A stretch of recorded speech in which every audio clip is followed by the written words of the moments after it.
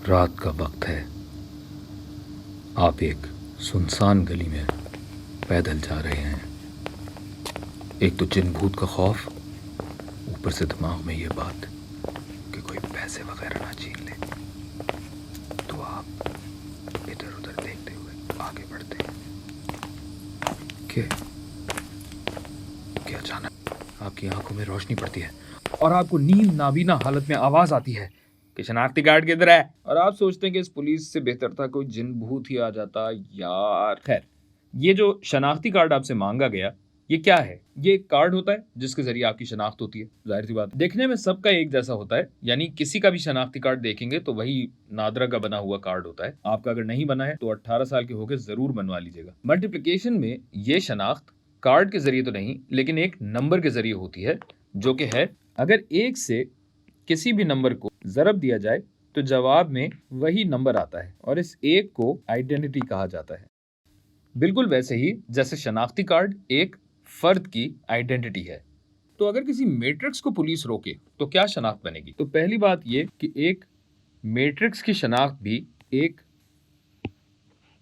Matrix के जरिए ही होती है, और दूसरे ये कि मैट्रिक्स सड़कों पे आवारा नहीं घूमते, इसलिए पुलिस से उनका वास्ता नहीं पड़ता। तो ये शनाख्ती मैट्रिक्स या आइडेंटिटी मैट्रिक्स दिखने में कैसा होता है, ये मालूम करने के लिए एक मैट्रिक्स लेते हैं ए, जिसे हम आइडेंटिटी मैट्रिक्स से ज़रब देंगे और जाहिर है हमारा जवाब ए ही आना चाहिए। ये बीच में ले आए, ये बीच में ले आए। तो फ़र्ज़ कीजिए ए है 1 2 3 4 5 6 7 8 9 9। अब अगर आपको मैट्रिक्स मल्टीप्लिकेशन याद है तो आप मेरी बात समझ ही चुके होंगे, आखिर इतने ज़हीन हैं। और अगर नहीं याद तो मैं तजवीज़ दूंगा कि एक नज़र मैट्रिक्स मल्टीप्लिकेशन वाली वीडियो पर डाल लें और ख़ुद इस सवाल का जवाब ढूंढने की कोशिश ज़रूर करके देखें। देखें भाई, सबसे पहली बात यह है कि मल्टीप्लिकेशन सिर्फ तभी जायज़ है जब आई के कॉलम ए की रोज़ जितने हों। दूसरे ये कि आई ज़रब ए के जवाब में जो मैट्रिक्स बनेगा उसका ऑर्डर आई की रोज़ बाय ए के कॉलम होना चाहिए। अब चूंकि ये जवाबी मैट्रिक्स ए ही है, यानी 1 2 3 4 5 6 7 8 9, जो कि एक 3 बाय 3 का मैट्रिक्स है और ये भी 3 बाय 3 का मैट्रिक्स है, तो सबसे पहले तो आई की रोज़ 3 होनी चाहिए और चूंकि इसके कॉलम भी 3 हैं और ये दोनों बराबर होने चाहिए, लिहाजा ये भी 3 होगा। लिहाजा तय ये हुआ कि आइडेंटिटी मैट्रिक्स का ऑर्डर मौजूदा मैट्रिक्स के बराबर ही होना चाहिए, यानी शनाख्ती कार्ड का ये कार्ड बन गया है, बस अब इसमें शनाख्त डालना बाकी है। तो अब मैट्रिसेस की खूबसूरती देखिए। हम एक ही उनसर को देखते हुए चलते हैं।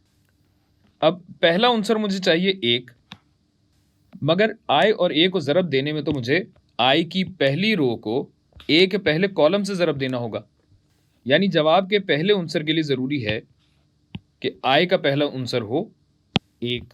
और चूंकि मैं नहीं चाहता कि पहले उनसर में कुछ जमा या तफरीक हो, लिहाजा मैं आई के बाकी 2 अनासिर को 0 लिख के देखता हूं ताकि हमें ये पहला उनसर तो मिले, यानी ये हो गया 1 ज़रब 1 जमा 0 ज़रब 4 जमा 0 ज़रब 7। और इसी तरह अगर अब मैं दूसरा उनसर निकालना चाहूं तो आई की इसी रो को ए के दूसरे कॉलम से ज़रब दूंगा, जिससे जवाब में दूसरा उनसर भी 2 ही आता है। 1 ज़रब 2 जमा 0 ज़रब 5 जमा 0 ज़रब 8। और इसी तरह तीसरा उनसर आता है 3, क्योंकि 1 ज़रब 3 जमा 0 ज़रब 6 जमा 0 ज़रब 9। चौथे उनसर के लिए आई की दूसरी रो इस्तेमाल होगी, जिसे हम पहले कॉलम से ज़रब देंगे, फिर दूसरे से और फिर तीसरे से।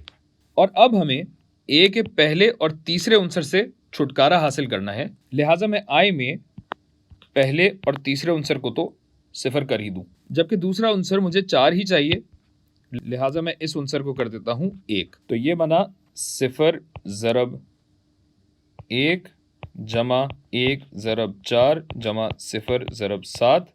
और इसी तरह अब अगर दूसरे कॉलम में जाऊं तो 0 ज़रब 2 जमा 1 ज़रब 5 जमा 0 ज़रब 8, और तीसरे में हो जाएगा 0 ज़रब 3 जमा 1 ज़रब 6 जमा 0/9।